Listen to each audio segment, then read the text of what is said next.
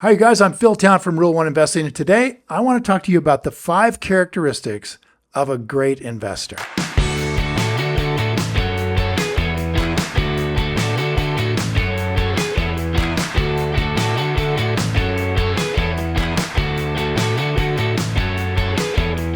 Now, oftentimes when we think about our investing journey, we tend to focus on the financial achievements that we might get, such as like a really nice retirement, financial freedom, creating generational wealth, being able to teach our kids how to do this so they never have to worry about what their job is going to be. But your investing journey can also, and almost inevitably will, lead you on an amazing path of self-discovery. This was the thing I didn't really understand about it when I first got going, but boy, I got it as I went along. As you get your feet wet in investing, you start learning a lot about yourself and about your own natural tendencies. Maybe you're a little bit timid, or maybe you find it hard to wait for that company to hit that margin of safety price. You want to jump in there. You might be a little bit aggressive. These tendencies will deeply impact the way you manage your investments.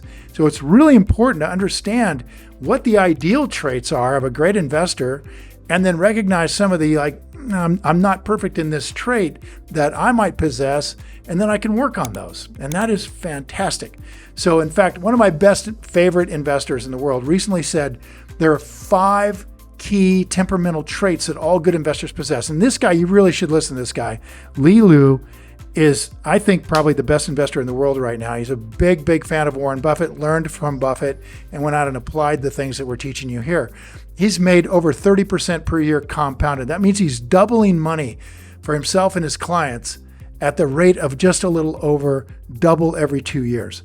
So he's a guy worthless. He's been doing that for 25 or 30 years. Think about that. If you did that double, you'd be worth millions if you gave him 10 grand a few years ago. So let's go over these sort of traits, and let's see how you can use them to become a much better investor. All right. So the first thing that you've got to be as this kind of an investor is an independent thinker. We have to be able to draw our own conclusions, and those conclusions are almost inevitably going to be the opposite of what most people are doing, particularly the fund managers, right? What Wall Street is doing the day I want to buy that company. It is almost going to be the opposite. But that's what great investors do. We do our own work. We focus on companies we're capable of understanding, and we draw our own conclusions about it. That's the first thing. You've got to be independent, because otherwise you can't buy stuff on sale. Things go on sale only because most of Wall Street's afraid of what's going to happen to that company over the next year or so. So you've got to be able to look at that and say, you know what? Next year, yeah, they're probably right. They're smart people down there. But 3 years from now, that thing's going to be back where it was. And that's all I need, because I'm buying it with 50% off, and that makes me 26% a year. And so that is a fantastic trait, to be independent-minded, not be affected by what other people think. Number 2 trait is to be rational and objective. They both mean pretty much the same thing. But what it means is you've got to keep your emotions at bay. You don't want your emotions to get involved, because when emotions get involved, you're more likely to screw things up. Ask me how, I know.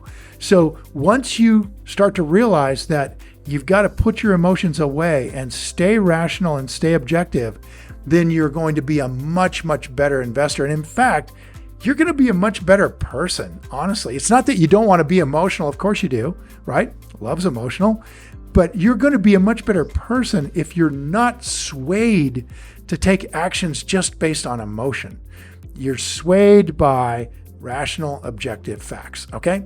Third thing, great investors are patient, like the Sphinx sort of patient. Like one of my favorite guys, Francis Chow's great Canadian investor, said, I'll wait 10 years.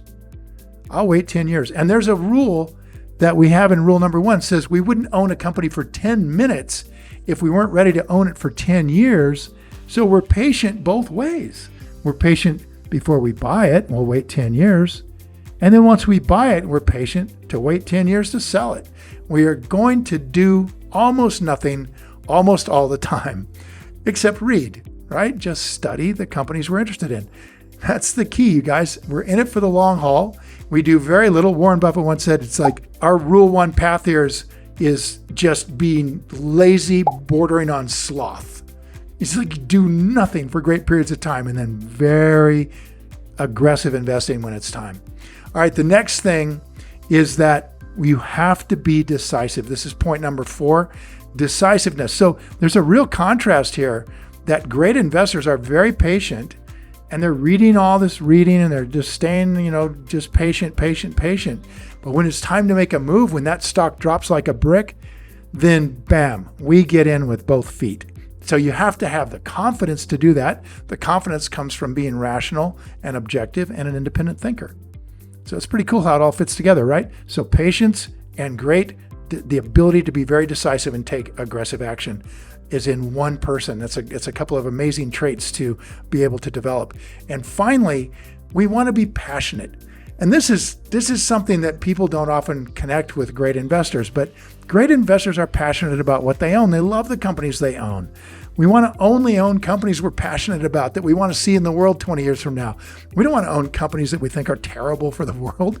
We don't want to be involved with CEOs that are horrible people who are doing terrible things to their investors, even if we make money, right? We don't want to be that guy. So what we want to be is a person that is passionate about what we own and are proud of what we own.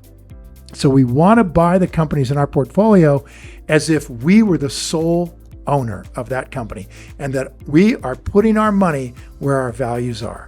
So those are the key things, guys. Independent thinking, rational, objective, be patient and decisive when it's time, and then just be passionate and love what you're doing, and you will be a great investor. Not only that, you're going to love doing it.